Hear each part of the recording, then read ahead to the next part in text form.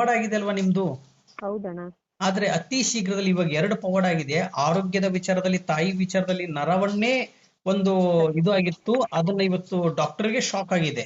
ಅಂತ ಹೌದಣ್ಣ. ಪವಾಡ, ಅದ್ಭುತವಾದ ಪವಾಡ ಆಗಿದೆ. ಅದಾದ ಮೇಲೆ ಮತ್ತೆ ನಿಮ್ಗೆ ಹಣಕಾಸಿನ ವಿಚಾರದಲ್ಲಿ ನೀವು ಸೈಡ್ ಸೋರ್ಸ್ ಬೇಕು ಅನ್ಕೊಂಡಿದ್ರಿ, ಇವತ್ತು ನಿಮ್ಗೆ ಹೌದಣ್ಣ. ಅದು ಮುಖಾಂತರದಲ್ಲಿ ಸೈಡ್ ಸೋರ್ಸ್ ಬರ್ತಾ ಇದೆ. ಅದೇ ಹೌದು. ರೀತಿಯಾಗಿ ಇವತ್ತು ನೀವು ಅಡ್ವೊಕೇಟ್ ವೈಫ್ ಅಂದ್ರೆ ನಿಮ್ಮ ಯಜಮಾನರು ಲಾಯರು.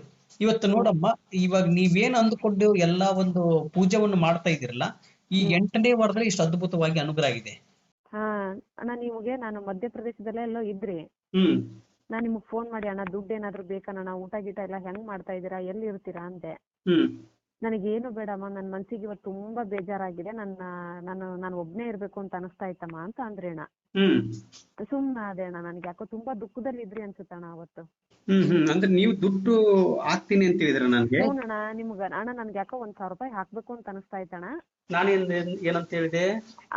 ನಾನು ಏನಾದ್ರು ನಿನ್ ದುಡ್ಡು ಕೇಳಿದ್ದೀನೇನಮ್ಮ, ನಂಗೆ ಬೇಡಮ್ಮ ಅಂತ ಅಂದ್ರಿ ನೀವು. ಅಣ್ಣ, ನನಗೆ ನೀವು ಕೊಟ್ಟಿರೋ ತುಳಸಿ ಹಾರದಿಂದ ನಂಗೆ ತುಂಬಾ ಒಳ್ಳೇದಾಗ್ತಾ ಇದೆ ಹ್ಮ್ ಅಣ್ಣ, ಹಾಕ್ತೀನಣ್ಣ ಅಂದೆ. ಆದ್ರೂ ನಂಗೆ ಬೇಡಮ್ಮ, ದುಡ್ಡೆಲ್ಲ ಏನು ಬೇಡಮ್ಮ, ನನ್ನ ಮನ್ಸಿಗೆ ಇವತ್ತು ಯಾಕೋ ನಂಗೆ ತುಂಬಾ ಬೇಜಾರಾಗಿದೆ, ಬೇಡ ಅಂತ ಹೇಳಿದ್ರಿ ಅಣ್ಣ.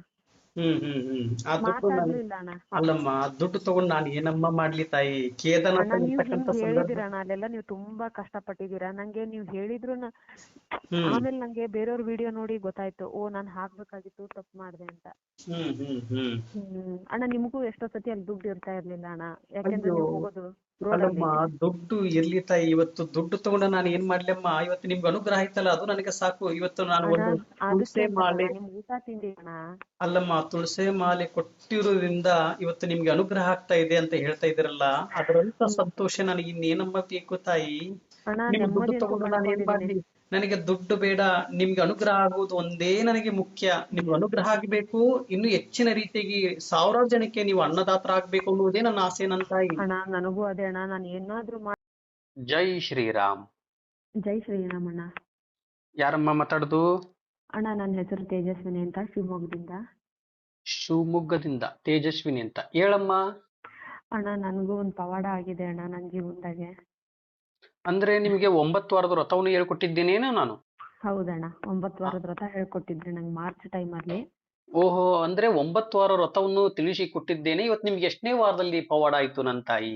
ಅಣ್ಣ, ಇದು ನನಗೆ 8ನೇ ವಾರ, ನಮ್ಮಮ್ಮಗೆ 13ನೇ ವಾರ ಅಣ್ಣ. ಅಂದ್ರೆ ಅಮ್ಮನಿಗೆ 13ನೇ ವಾರ, ನಿಮಗೆ 8ನೇ ವಾರ. ಹೌದಣ್ಣ. ಓಕೆ ಅಮ್ಮ, ಏನ್ ಪವಾಡ ಆಗೈತಿ ಹೇಳಮ್ಮ? ನಿನ್ ಪವಾಡ ಕೇಳಕ್ ನನಗೆ ಬಹಳ ಖುಷಿ ಆಗುತ್ತೆ ನನ್ನ ತಾಯಿ. ಹಾ ಅಣ್ಣ, ನಂಗೆ ನಿಮ್ ಜೊತೆ ಮಾತಾಡೋದೇ ಒಂದು ದೇವ್ರ ತರ ಇಟ್ಕೊಂಡಿದೀನಿ ಅಣ್ಣ. ನಿಮ್ ಹೆಸರೇ ನಾನು ಅವಧೂತರು ಅಂತ ಹೇಳಿ ಸೇವ್ ಮಾಡ್ಕೊಂಡಿದೀನಿ. ಏನ್ ಮಾಡ್ಕೊಂಡಿದ್ರ?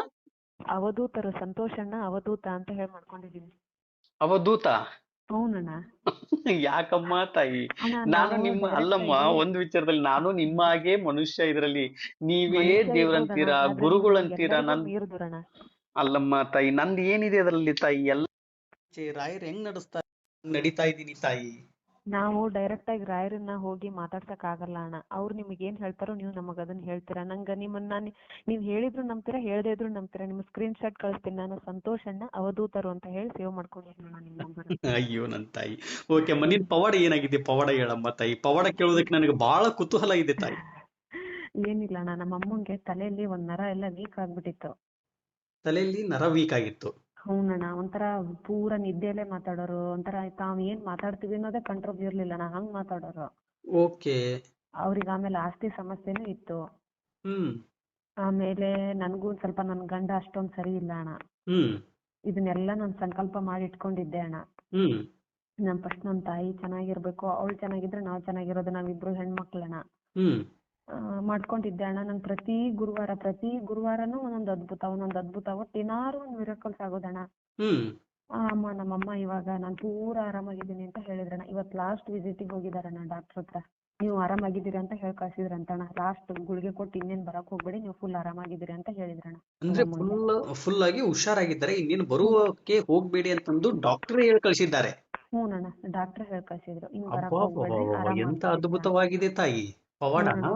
ಹ್ಞೂನಣ್ಣ, 50-60 ಸಾವಿರ ರೂಪಾಯಿ ದುಡ್ಡು ಹಾಕಿದ್ವಿ ಅಣ್ಣ ನಾವು. ಹ್ಮ್ ಹ್ಮ್ ಹ್ಮ್ ಉಳಿಸ್ಕೊಟ್ರಣ್ಣ ನಮ್ ರಾಯರು. ಓಕೆ ಅಮ್ಮ, ಮತ್ತೇನ್ ಪವಾಡ ಆಯ್ತು ನನ್ ತಾಯಿ? ಅಣ್ಣ, ನಾನು ದುಡಿತಾ ಇದ್ದೀನಣ್ಣ. ಹ್ಮ್ ನನ್ಗೆ ಇನ್ನೊಂದು ಮಲ್ಟಿಪಲ್ ಇನ್ಕಮ್ಸ್ ಬೇಕು ಅಂತ ನಾನು ರಾಯರ್ ಹತ್ರ ಕೇಳ್ಕೊಂಡಿದ್ದೆ. ಯಜಮಾನ್ರು ಏನ್ ಮಾಡ್ತಾರೆ ತಾಯಿ? ನಮ್ಮ ಯಜಮಾನ್ರ ಲಾಯರ್ ಅಣ್ಣ. ಓಹೋ, ಅಡ್ವೊಕೇಟ್. ಹ್ಞೂನಣ್ಣ. ಓಕೆ ಅಮ್ಮ. ಬೇಕು ಬೇಕು ಅಂತ ಹೇಳ್ಕೊಂಡು ಅಲ್ಲಿ ಹ್ಮ್ ಹೇಳ್ಕೊಂಡೆ ಅಣ್ಣ. ನನಗೊಂದು 3ನೇ ವಾರದಿಂದಾನೇ ನನಗೊಂದು ಎಕ್ಸ್ಟ್ರಾ ಇನ್ಕಮ್ ಬರಕ್ ಸ್ಟಾರ್ಟ್ ಆಯ್ತಣ್ಣ. 3ನೇ ವಾರದಲ್ಲಿ ಎಕ್ಸ್ಟ್ರಾ ಇನ್ಕಮ್ ಬರಕ್ ಸ್ಟಾರ್ಟ್ ಆಯ್ತು. ಹ್ಞೂನಣ್ಣ. ಅದಿನ್ನೂ ನಿಂತಿಲ್ಲ ನನಗೆ, 8ನೇ ವಾರ ಆದ್ರೂ. 8ನೇ ವಾರ ಆದ್ರೂ ನಿಂತಿಲ್ಲ, ಹ್ಞೂನಣ್ಣ. ಸೈಡ್ ಸೋರ್ಸ್ ನಿಮ್ಗೆ ಬರ್ತಾ ಇದೆ. ಹ್ಞೂನಣ್ಣ. ನಾನು ಆಹಾ. ಆರ್ಥಿಕವಾಗಿಯೂ ಒಂದು ಕೇಳಿದ್ದೆ ನಾನು ರಾಯರ ಹತ್ರ. ಓಕೆ ಅಮ್ಮ. ನಾನೊಂದೇನೋ ಒಂದು ದುಡಿಬೇಕಪ್ಪ, ಅದರಿಂದ ನಾನೊಂದು ಏನಾದ್ರೂ ಮಾಡ್ಬೇಕು, ನನಗೆ ಆ ಹ್ಮ್ ಉದ್ದೇಶ ಇದೆ. ನನ್ನ ಜೀವನದಲ್ಲಿ ನಾನು ಬರೀ ನಂದಷ್ಟೇ ಸಂಸಾರ ನೋಡ್ಕೊಂಡು ನಾನು ಸ್ವಾರ್ಥಿಯಾಗಿ ನನಗೆ ಬದುಕಕ್ಕೆ ಇಷ್ಟ ಇಲ್ಲಣ್ಣ. ನಾನು ಹ್ಮ್ ಹುಟ್ಟಿದ್ದೀನಿ ಸಾಕು. ನನ್ನ ಸ್ವಾರ್ಥತನದ ಜೀವನದಿಂದ ನಾನು 32 ವರ್ಷ ಕಳೆದಿದ್ದೀನಿ. ಹ್ಮ್ ಇನ್ನಾದ್ರೂ ನಾನು ಚೆನ್ನಾಗಿ ನಾನು ಬಿಸ್ನೆಸ್ ಮಾಡಿ ದುಡ್ಡು ದುಡಿದು ನಾನು ಚೆನ್ನಾಗಿ ಬದುಕಿ 4 ಜನರಿಗೆ ನಾನು ಸಹಾಯ ಸ್ವಲ್ಪ ಮಾಡ್ಬೇಕು. ಜೋರಾಗಿ ಮಾತಾಡಿ, ಸ್ವಲ್ಪ ಜೋರಾಗಿ ಮಾತಾಡಿ ತಾಯಿ. ನನ್ನ ಸ್ವಾರ್ಥತನದಿಂದ ನನ್ನ ಜೀವನ ನಾನು ಆಗಿದೆ ಅಣ್ಣ. ನಂದು ಇವತ್ತು 32 ವರ್ಷ. ಹ್ಮ್ ಇನ್ನಾದ್ರೂ ನಾನು ಏನಾದ್ರೂ ಒಂದು ಚೆನ್ನಾಗಿರೋದು ಒಂದು ಕಂಪನಿ ಸ್ಟಾರ್ಟ್ ಮಾಡಿ ಚೆನ್ನಾಗಿ ದುಡಿದು 4 ಮಂದಿಗೆ ನಾನು ಸಹಾಯ ಮಾಡ್ಬೇಕಣ್ಣ. ನನಗೆ ಅದೊಂದು ಮಹದಾಸೆ ಇದೆ. ಹ್ಮ್ ರಾಯರ್ ಅದನ್ನ ನಡೆಸ್ಕೊಡ್ಬೇಕಣ್ಣ. ಖಂಡಿತ ನನ್ನ ತಾಯಿ, ಖಂಡಿತ ಅನುಗ್ರಹ ಮಾಡ್ತಾರೆ, ಆ ಚಿಂತಿಸಬೇಡಿ. ವಿಷಯವಾಗಿ ನಾನಿನ್ನು ರಾಯರಿಂದ ಹ್ಮ್ ಬೇಡ್ತಾನೆ ಇದೀನಣ್ಣ. ಯಾವಾಗಪ್ಪ ನನಗ ಅನುಗ್ರಹ ಈ ಒಂದು ವಿಚಾರದಲ್ಲಿ ನನ್ನ ತಾಯಿನ ಆರಾಮ್ ಮಾಡಿದಣ್ಣ, ಅದೇ ನನಗೆ ದೊಡ್ಡ ಅನುಗ್ರಹ. ಅದು ಒಂದು ಅದೇ ನಿಮ್ಮ ತಾಯಿಯವರಿಗೆ ನರವನ್ನು ತುಂಬಾ ಒಂದು ವೀಕ್ ಆಗಿದೆ. ಅದಕ್ಕೆ ಹೌದು. ಡಾಕ್ಟರ್ ಏನ್ ಹೇಳಿದ್ರು, ತುಂಬಾ ಕಷ್ಟ ಇದೆ ಅಂತ ಹೇಳಿದ್ರು. ಇವತ್ತು ಹೌದಣ್ಣ. ಡಾಕ್ಟ್ರೇ ನೀವು ಬರಕ್ ಹೋಗ್ಬೇಡಿ, ಹುಷಾರಾಗಿದ್ದೀರಾ ಇನ್ನು ಮುಂದೆ ಅಂತ ಡಾಕ್ಟ್ರೇ ಹೇಳಿ ಕಳಿಸಿದ್ದಾರೆ. ಹೌದಣ್ಣ. ಇವತ್ತು ಲಾಸ್ಟ್ ಮೀಟ್ ಇತ್ತಣ್ಣ. ಅಂದ್ರೆ ಓಕೆ, ಲಾಸ್ಟ್ ಅಂದ್ರೆ ನಾವು ಅದೊಂದಾಯ್ತು. ಅನ್ಕೊಂಡಿದ್ದು. ಮತ್ತೆ ಹಣಕಾಸಿನ ವಿಚಾರದಲ್ಲಿ ನಿಮ್ಗೆ ಸೈಡ್ ಸೋರ್ಸ್ ಬೇಕು ಅನ್ಕೊಂಡಿದ್ರಿ, ಸೈಡ್ ಇನ್ಕಮ್ ಹೌದು ಬೇಕು ಅಂತ ಅನ್ಕೊಂಡಿದ್ರಿ. ಅದು ಹೌದು ಅಂದುಕೊಂಡು ರಾಯರಿಗೆ ನೀವು ಪೂಜೆಯನ್ನು ಮಾಡ್ತಾ ಇದ್ದೀರಿ, ವ್ರತವನ್ನು. ಇವಾಗ ಅದು ಹೌದು. ಬಂತು, 2 ಪವಾಡ ಆಯ್ತು. ಮತ್ತೆ ಏನು ಪವಾಡ ಆಗಿದೆ? ಮತ್ತೆ ಏನಾದ್ರು ಆಗಿದೆಯೇನು ತಾಯಿ? ಅಣ್ಣ ಇದೆಲ್ಲದಕ್ಕಿಂತ ನಮ್ಮ ತಾಯಿ ಆರಾಮಾಗಿದ್ದಾಳೆ. ತಾಯಿಯೇ ದೇವರು, ಅವ್ರು ಆರಾಮಾಗಿದ್ದಾರೆ. ಅದ್ಭುತ. ಆಮೇಲೆ ಮನಸ್ಸಿನ ಒಳಗೆ ಒಂಥರ ಅವಾಗಿನ ತರ ತುಂಬಾ ಒಂಥರ ನನ್ಗೆ ಹ್ಮ್ ಈ ಸಮಾಜದೊಳಗೆ ತುಂಬಾ ಒಂಥರ ಮಾತಾಡ್ತಾರಣ್ಣ ನನ್ಗೆ, ನನ್ ಹ್ಮ್ ಗಂಡನಿಂದಾಗಿ. ಹ್ಮ್ ನೆಮ್ಮದಿ ಸಿಕ್ಬಿಟ್ಟತಣ್ಣ ನನಗೆ. ನನ್ಗೆ ಯಾರಿಲ್ಲ ಅಂದ್ರೆ ಏನು, ನನಗ್ ರಾಯರಿದ್ದಾರೆ. ಹ್ಮ್ ಪ್ರತಿ ಗುರುವಾರ ನನಗೆ ಹೂಪ್ರಸಾದ ಆಗ್ತಾ ಇತ್ತಣ್ಣ. ಹ್ಮ್ ಹ್ಮ್ ನನ್ಗೆ ಯಾರಿಲ್ಲ ಅಂದ್ರೆ ಏನಾಯ್ತು, ನನಗ್ ರಾಯರಿದ್ದಾರೆ ಅನ್ನೋದೊಂದು ಧೈರ್ಯ ಬಂದ್ಬಿಟ್ಟಿದೆ ಇವಾಗ ನನಗೆ. ಇದಕ್ಕಿಂತ ಹೆಚ್ಚಿನ ನಾನು ಏನು ಕೇಳಲ್ಲ. ನನ್ಗೆ ಏನು ಕೊಡ್ದಂಗಿದ್ರು ಅಡ್ಡಿಲ್ಲ. ಇನ್ ರಾಯರ್ ನನ್ನ ತಾಯಿಗೆ ಆರೋಗ್ಯ ಕೊಟ್ಟಿದ್ದಾರೆ. ಇನ್ ರಾಯರ್ ನನ್ ಜೊತೆ ಇರ್ಲಿ ಅನ್ನೋದೊಂದೇ ನನ್ ಮಹದಾಸೆ ಅಣ್ಣ. ಅಲ್ಲಮ್ಮ, ನಾನು ಏನು ಕೇಳಲ್ಲ. ರಾಯರೇ ನನ್ ಅವತ್ತಿನ ಜೊತೆ ದಿನದಲ್ಲಿ ನನಗೆ ನನ್ ಕರೆ ಮಾಡಿ, ಮಗಳಾಗಿ ಇಟ್ಕೋಬೇಕು. ಆಯ್ತಮ್ಮ, ಅವತ್ತಿನ ದಿನದಲ್ಲಿ ನನಗೆ ಕರೆ ಮಾಡುವಂತ ಸಂದರ್ಭದಲ್ಲಿ ನಿಮ್ಮ ತಾಯಿಯವರ ಜೊತೆ ಕಾಲ್ ಹಾಕ್ಸಿದ್ರಿ, ನೀವು ಕಾನ್ಫರೆನ್ಸ್ ಕಾಲ್ ಹೌದಣ್ಣ. ಹಾಕಿ ನನ್ನ ಹತ್ರ ಮಾತಾಡ್ಸಿದ್ರಿ. ನಾನು ಮಾತಾಡಿದ್ದೆ ಹೌದು ನಿಮ್ಮ ತಾಯಿ ಹತ್ರ. ಹೌದಣ್ಣ. ಹೌದು. ನಿಮ್ದು ಶಿವಮೊಗ್ಗ, ತಾಯಿಯವರು ಊರು ಯಾವ್ದು ಹಾವೇರಿನಾ? ಹಾವೇರಿ ಅಣ್ಣ. ಹಾವೇರಿಯಿಂದ ಮಾತಾಡ್ತಾ ಇದ್ದೀನಿ ಅಂತ ನಿಮ್ಮ ತಾಯಿನ ನಾನು ಒಟ್ಟಿಗೆ ಮಾತಾಡಿದ್ರು. ನಿಮ್ಮ ಹೌದಣ್ಣ. ತಾಯಿಯವ್ರನ್ನೆಲ್ಲ ಚೆಕ್ ಮಾಡಿ ತೋರಿಸಿದಾಗ ಅವರ ಕರ್ಮಗಳೆಲ್ಲ ಮುಗಿತಾ ಬಂದಿತ್ತು ತಾಯಿ. ಅದಕ್ಕೆ ಅವ್ರಿಗೆ 13ನೇ ವಾರಕ್ಕೆ ಅನುಗ್ರಹ ಆಯ್ತು. ಹೌದಣ್ಣ. ಇವತ್ತು ನಿಮ್ಮ ತಾಯಿ ಮಾಡ್ತಾ ಇರೋದು ವ್ರತವನ್ನು 13 ವಾರ ಆಯ್ತಲ್ಲಮ್ಮ. ಹೌದಣ್ಣ. ಅವ್ರಿಗೂಣ ಅವ್ರು ನೀವ್ ಹೇಳಿ ಕೊಟ್ಟಿದ್ ತರಾನೇ ಏನ್ ಮಾಡ್ತಾ ಇರ್ಲಿಲ್ಲ.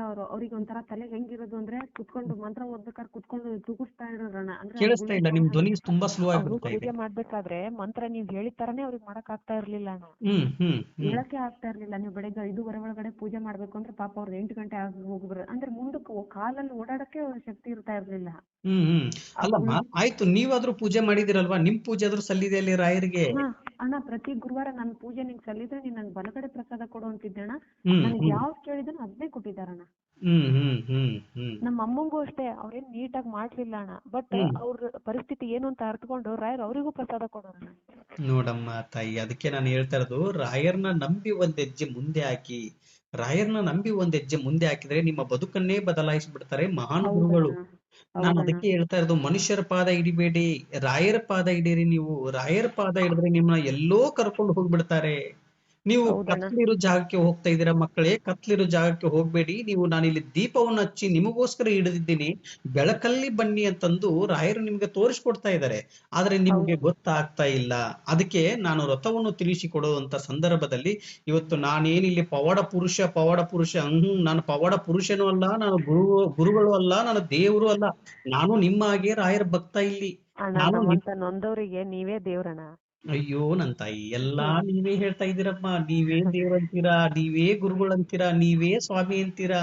ನಾನು ನಿಮ್ಮ ಮನೆ ಮಗ, ನೀವು ಮಗನಾಗಿ ನನ್ನ ಸ್ವೀಕರಿಸ್ಕೊಂಡ್ಬಿಟ್ರೆ ಅಷ್ಟೇ ಸಾಕು, ನನಗೆ ಬಹಳ ಆನಂದವಾಗುತ್ತೆ ನನ್ ತಾಯಿ. ಹ್ಞೂನಣ್ಣ, ನೀವು ನಮ್ಮ ಮನೆ ಮಗನೇ. ಅದಕ್ಕೆ ನಾನು ನಿಮ್ಮನ್ನ ಕರಿತಾ ಇರೋದಣ್ಣ. ನಮ್ಮ ಮನೆಗೆ ಯಾವಾಗ ಬರ್ತೀರಾ ಹೇಳಿ ಅಣ್ಣ. ನಾವು ನಿಮ್ಗೆ ಹೋಳಿಗೆ ಮಾಡಿ ತಿನ್ಸಿ ನಿಮ್ ಸೇವೆ ಮಾಡ್ಬೇಕಣ್ಣ. ಆಯ್ತಮ್ಮ ತಾಯಿ, ಖಂಡಿತ ಬರ್ತೀನಿ, ಅತಿ ಶೀಘ್ರದಲ್ಲೇ ಬರ್ತೀನಿ. ಶಿವಮೊಗ್ಗ ಅಲ್ಲಮ್ಮ ನೀವಿರೋದು? ಹ್ಞೂನಣ್ಣ, ಶಿವಮೊಗ್ಗ. ಶಿವಮೊಗ್ಗ ಒಂದ್ ಬಾಕಿ ಇದೆ, ಅತಿ ಶೀಘ್ರದಲ್ಲೇ ಶಿವಮೊಗ್ಗಕ್ಕೂ ಬರ್ತೀನಮ್ಮ. ಅಲ್ಲಿಗೆ ಬಂದು ನೋಡಮ್ಮ ನಿಮ್ಗೆ ಅನುಗ್ರಹ ಆಯ್ತು ಅಂತಂದು ಇಲ್ಲಿಗೆ ಪೂಜೆ ನಿಲ್ಲಿಸಬಾರ್ದು. ಇಲ್ಲ ಅಣ್ಣ, ನಿಮ್ಮ ನಾನ್ ನಿಲ್ಸಲ್ಲ. ಉಸಿರಿರುವವರೆಗೂ ರಾಯರ ಹೆಸರನ್ನು ಮರಿಬಾರ್ದು. ಹಾ ನೀವು ಎಲ್ಲಿ ರಾಯರ ಮಠ ಇರುತ್ತೋ ಅಥವಾ ಎಲ್ಲಿ ನಿಮ್ಮ ಅತಿ ಶೀಘ್ರದಲ್ಲಿ ಎಲ್ಲೇ ಒಂದು ರಾಯರ ಮಠ ನಿಮ್ಮ ಹತ್ತರದಲ್ಲಿ ರಾಯರ ಮಠ ಇತ್ತಂದ್ರೆ ರಾಯರ ಮಠಕ್ಕೆ ಹೋಗಿ ಬನ್ನಿ. ಇಲ್ಲ ನಾನು ಮಂತ್ರಾಲಯಕ್ಕೆ ಹೋಗ್ತೀನಿ ಅಂದ್ರೆ ಮಂತ್ರಾಲಯಕ್ಕೆ ಹೋಗಿ ರಾಯರ ಆಶೀರ್ವಾದವನ್ನು ಪಡ್ಕೊಂಡು ಬಂದ್ರೆ ಸಾಕು. ನಿಮ್ಮ ಜೀವನ ಎಷ್ಟು ಅದ್ಭುತವಾಗಿ ಸಾಗುತ್ತೆ ಅಂದ್ರೆ ತಾಯಿ, ನೀರಿನ ಮೇಲೆ ದೋಣಿ ಸಾಗದಂಗೆ ಸಾಗತ್ತೆ.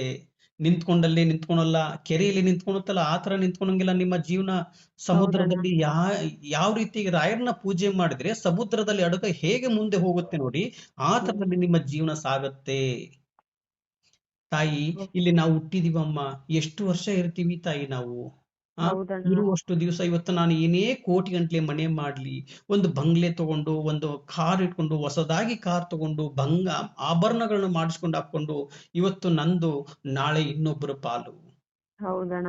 ನಾಳೆ ಇನ್ನೊಬ್ಬರ ಪಾಲು. ನಾವೇನೇ ಮಾಡಿದ್ರು ಇನ್ನೊಬ್ಬರ ಪಾಲಾಗುತ್ತೆ ಹೊರತಾಗಿ ನಾವು ಏನು ಬದುಕದಾಗ ಏನು ಮಾಡಿದೀವಿ ಆ ನೆನಪು ಮಾತ್ರ ಶಾಶ್ವತವಾಗಿ ಉಳಿಯುತ್ತೆ ತಾಯಿ. ಕರೆಕ್ಟ್ ಅಣ್ಣ. ಅದಕ್ಕೆ ಇನ್ನೊಬ್ಬರ ತಲೆ ಹಿಡಿಯೋದು ಬೇಡ, ಇನ್ನೊಬ್ಬರ ತಲೆ ಒಡೆಯೋದು ಬೇಡ. ಒಂದು 4 ಜನಕ್ಕೆ ಒಳ್ಳೇದಾಗ್ಲಿ ಅಂತಂದು ಬಯಸೋಣ ತಾಯಿ. ರಾಯರನ್ನ ನಂಬಿ ಒಂದ್ ಹೆಜ್ಜೆ ಮುಂದೆ ಹಾಕಿದ್ರೆ ಸಾಕು, ನಮ್ಮ ಬದುಕನ್ನೇ ಬದಲಾಯಿಸಿಬಿಡ್ತಾರೆ ಮಹಾನ್ ಗುರುಗಳು, ಗುರು ರಾಘವೇಂದ್ರ ಸ್ವಾಮಿ ಅವರು. ಸತ್ಯವಾಗ್ಲೂ ಅಣ್ಣ, ದೊಡ್ಡವರು ರಾಯರು ಅಂದ್ರೆ ಸುಮ್ನೆ ಇಲ್ಲ ಅಣ್ಣ. ಅಮ್ಮ ಅಂದ್ರೆ ನಮ್ಮ ಅಮ್ಮನ ಹುಷಾರ್ ಮಾಡ್ಬಿಟ್ರಣ್ಣ ಅವ್ರು. ನೋಡಮ್ಮ, ಅದೇ ಹೇಳ್ತಾ ಇರೋದು, ರಾಯರು ಬರೀ ರಾಯರಾಗಿಲ್ಲ, ಇವತ್ತು ದೇವರಾಗಿ ಉಳಿದು ಬಿಟ್ಟಿದ್ದಾರೆ. ಮಹಾನ್ ಗುರುಗಳು ಇವತ್ತು ದೇವರಾಗಿ ಬಿಟ್ಟಿದ್ದಾರೆ. ನಮ್ಮಮ್ಮ ಹೇಳೋರಣ್ಣ, ಅವರು ಮಹಾ ಡಾಕ್ಟರ್ ಅವರು ದೊಡ್ಡ ಡಾಕ್ಟರ್ ಅವರು ಅಂತ ಹೇಳೋರಣ್ಣ. ಅವ್ರು ಸರಿ ಮಾಡ್ತಾರೆ, ನನ್ನೆಲ್ಲ ಸರಿ ಮಾಡ್ತಾರೆ ಅಂತ ಹೇಳೋರಣ್ಣ. ಅಣ್ಣ ಹಂಗೆ ಆಯ್ತಣ್ಣ.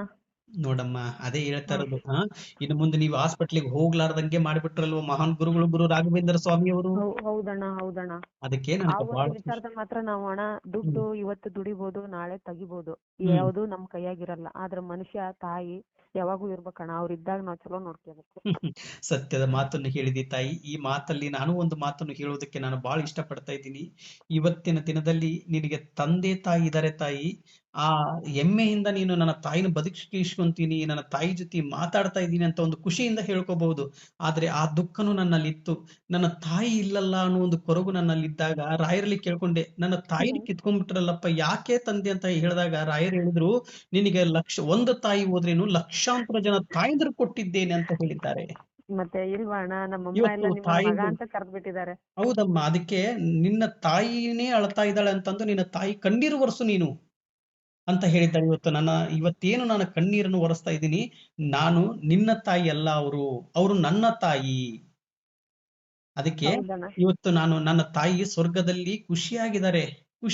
ಇವತ್ತು ಎಷ್ಟೋ ಜನಗಳಿಗೆ ಅನುಗ್ರಹ ಆಗ್ತಾ ಇದೆ ಅಂದ್ರೆ ಇಲ್ಲಿ ನನ್ನ ಪವಾಡ ಪುರುಷ ಅಲ್ಲ, ನಾನು ನಿಮ್ಮ ಹಾಗೆ ರಾಯರ ಭಕ್ತ ಇದರಲ್ಲಿ.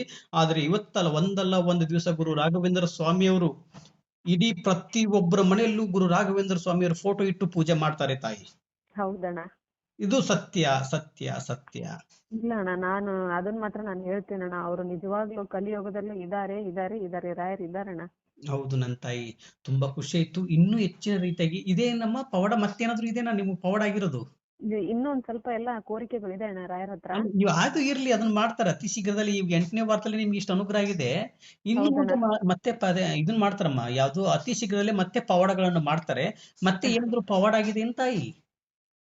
ಇದು ಇಷ್ಟ ಆಗಿರೋದಣ್ಣ, ಇನ್ನು ಎಲ್ಲ ಪ್ರೊಸೆಸ್ ಅಲ್ಲಿ ಇದೆ ಅದು. ಆಯ್ತಮ್ಮ, ನನಗೆ ನಮ್ ತಾಯಿನ ಹುಷಾರಾಗ್ಬಿಟ್ರಲ್ಲ, ಅದೇ ನನ್ ಜೀವನದ ದೊಡ್ಡ ಪವಾಡ. ಬಹಳ ಖುಷಿ ಆಯ್ತಮ್ಮ, ಒಳ್ಳೇದಾಗ್ಲಿ. ಇನ್ನು ಹೆಚ್ಚಿನ ರೀತಿಯಾಗಿ ನಿಮ್ಗೆ ಅನುಗ್ರಹ ಆಗ್ಲಿ ಅಂತ ಹೇಳಿ ಗುರು ರಾಘವೇಂದ್ರ ಸ್ವಾಮಿಯವರ ಪಾದವನ್ನು ಹಿಡಿದು ನಾನು ಕೇಳ್ತಾ ಇದ್ದೀನಿ. ನೋಡಿ, 8ನೇ ವಾರದಲ್ಲಿ ನೀವು 8 ವಾರ, ತಾಯಿಯವರು 13 ವಾರ ಅಲ್ವಮ್ಮ? ಇವತ್ತು ತಾಯಿಯವರದೇ ಕೌಂಟ್ ಮಾಡ್ಬಿಡ್ತೀನಿ, ಓಕೆನಮ್ಮ? ನಿಮ್ದು ಬೇಡ, ತಾಯಿಯವರದೇ ಕೌಂಟ್ ಮಾಡ್ಬಿಡ್ತೀನಿ. ಇವತ್ತು ನಿಮ್ದು 8ನೇ ವಾರದಲ್ಲಿ ಹಣಕಾಸಿನ ವಿಚಾರದಲ್ಲಿ ಅನುಗ್ರಹ ಆಗಿದೆ. ತಾಯಿಯವ್ರದ್ದು 13ನೇ ವಾರದಲ್ಲಿ ಇವತ್ತು ಅವ್ರ ಆರೋಗ್ಯನೇ ಹುಷಾರಾಗಿದ್ದಾರೆ. ಅದಕ್ಕೆ ಇನ್ನು ಹೆಚ್ಚಿನ ರೀತಿಯಾಗಿ ಗುರು ರಾಘವೇಂದ್ರ ಸ್ವಾಮಿಯವರು ಅನುಗ್ರಹ ಮಾಡ್ಲಿ ಅಂತ ಹೇಳಿ ಗುರು ರಾಘವೇಂದ್ರ ಸ್ವಾಮಿಯವರ ಪಾದವನ್ನು ಹಿಡಿದು ನಾನು ಕೇಳ್ತಾ ಇದ್ದೀನಿ ತಾಯಿ. ಪೂಜ್ಯಾಯ ರಾಘವೇಂದ್ರಾಯ ಸತ್ಯ ಧರ್ಮ ರಥಾಯ ಚ ಭಜತಾಂ ಕಲ್ಪವೃಕ್ಷಾಯ ನಮತಾಂ ಕಾಮಧೇನುವೆ. ರಾಯರಿದ್ದಾರೆ, ರಾಯರಿದ್ದಾರೆ, ರಾಯರಿದ್ದಾರೆ. ಜೈ ಶ್ರೀರಾಮ್, ಜೈ ಜೈ ಶ್ರೀರಾಮ್. ವಿಡಿಯೋ ನೋಡುವಂತವ್ರು ಯಾರು ಸುಮ್ಮನೆ ಆಗಬೇಡಿ, ರಾಯರಿದ್ದಾರೆ ಅಂತ ಕಮೆಂಟ್ ಮಾಡಿ, ಜೈ ಜೈ ಶ್ರೀರಾಮ್ ಅಂತ ಕಮೆಂಟ್ ಮಾಡಿ. ಎಲ್ಲರಿಗೂ ಒಳ್ಳೇದಾಗ್ಲಿ.